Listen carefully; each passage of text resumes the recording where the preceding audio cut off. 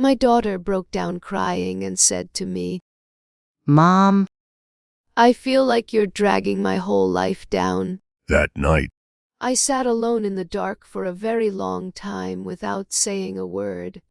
the next morning, I left her house, and what nobody expected was that later on, a 90-year-old woman would become one of the most important people in someone else's life.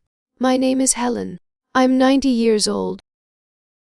That day, the cold late autumn wind from New York slipped through the cracks in my windows, and even wrapped tightly in my shawl, I still shivered deep.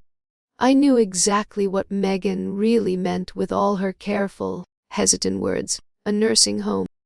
I didn't answer her immediately, because in that moment, I suddenly realized that maybe life wasn't limited to the few choices other people had prepared for me.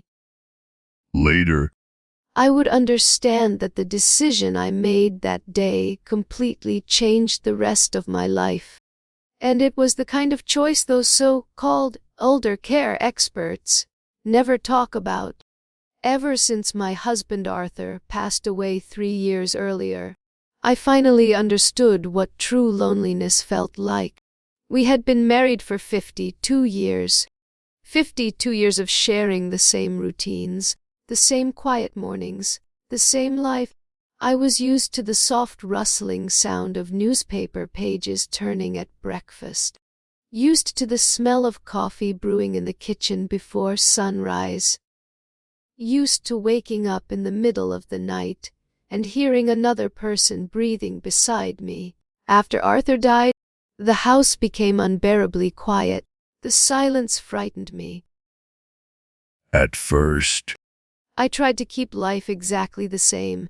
I trimmed the garden every day. I baked an apple pie every week. I kept the house spotless. But aging never crashes into your life all at once. It creeps in quietly, like a cat with soft footsteps. You don't notice it arriving until one day it's already curled up inside your life. Somewhere along the way, my hands started trembling when I carried soup. I'd stand at the top of the attic stairs and completely forget why I had gone up there. One rainy afternoon, I nearly slipped on the wet porch. I managed to grab the railing before falling, but that night, lying in bed, I felt real fear for the first time. Cold, bone-deep fear. What if one day I really fell? What if I ended up lying on the floor, unable to get up? How long would it take before anyone noticed? A day? 2 days? Or would the neighbors only realize I was dead after milk bottles piled up outside my front door? I didn't want that kind of ending, so eventually I gave. I called Megan and moved into her house in the suburbs of Boston. at first, It was actually wonderful. Every evening, the whole family gathered around the dinner table. My grandson Leo would excitedly tell stories about school, his baseball team, and teachers he hated. For the first time in years, I felt alive again. I wasn't just some forgotten old woman sitting alone in an empty house anymore. I felt like part of a family again. But life quickly showed its real face. Megan worked at a public relations company and was constantly overwhelmed. Her husband traveled for work all the time.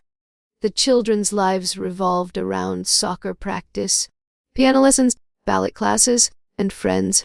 Gradually, I realized that even though I was living in a big, busy house, I was still completely alone. In fact, I felt even lonelier than before. At least when I was alone in my own house, I still felt like myself. But now I was living cautiously inside someone else's home. Mom, could you turn the TV down? Leo's doing homework.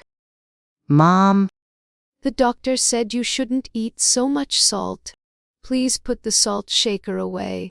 None of those comments were cruel, but every single one reminded me that I had become someone people needed to accommodate, someone fragile, someone exhausting.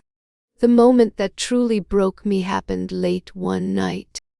I went downstairs for a glass of water and heard Megan crying quietly in her bedroom while talking to her sister on the phone.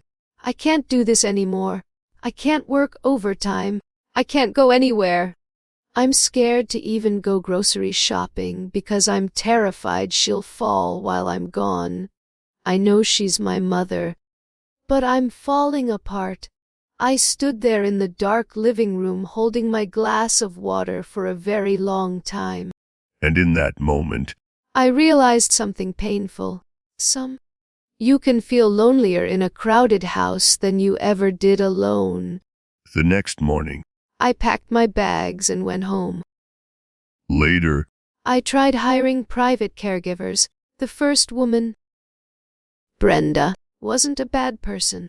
She worked hard and meant well, but nearly $3,000 a month slowly drained away the savings Arthur and I had spent a lifetime building.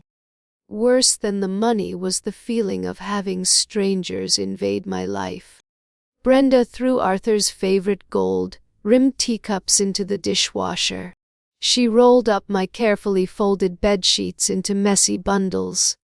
She moved Arthur's belongings around carelessly. Then Brenda quit, and the agency sent new caregivers, over and over again. I had to explain where the medicine was, where the mop was, which belongings couldn't be touched. I became exhausted. So, I ended up in a nursing home. The place was called Pine Grove Haven. The name sounded warm and comforting, but everything inside felt mechanical. Wake up at 6:30, breakfast at 7:30, dinner at 5 o'clock, lights out at 9. I had never eaten dinner before sunset in my entire life. I loved reading late into the night, but anytime the staff saw light under my door, they would knock gently. "Helen, it's time to sleep." One night, I simply wanted to take a walk in the garden beneath the moonlight, but a staff member stopped me. "I'm sorry, Helen, for safety reasons, residents can't go outside after 7.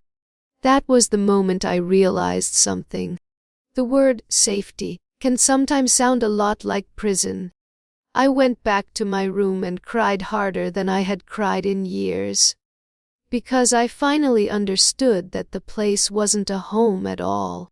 It was a waiting room.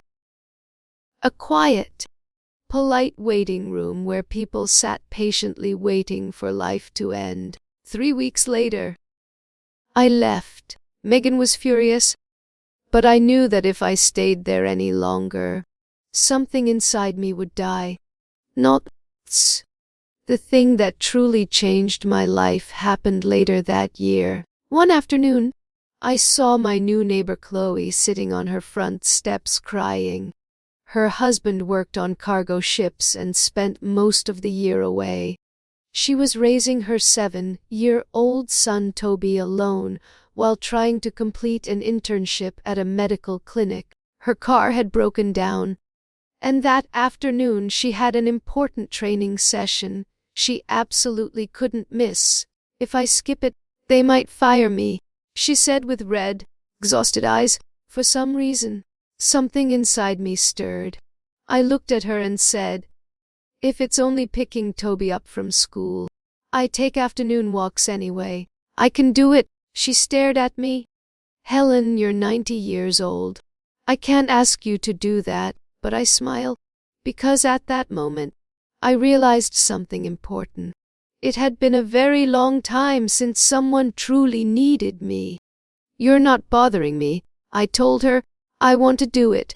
The next afternoon, I stood outside Toby's school waiting for him. When he walked out, he naturally reached for my hand.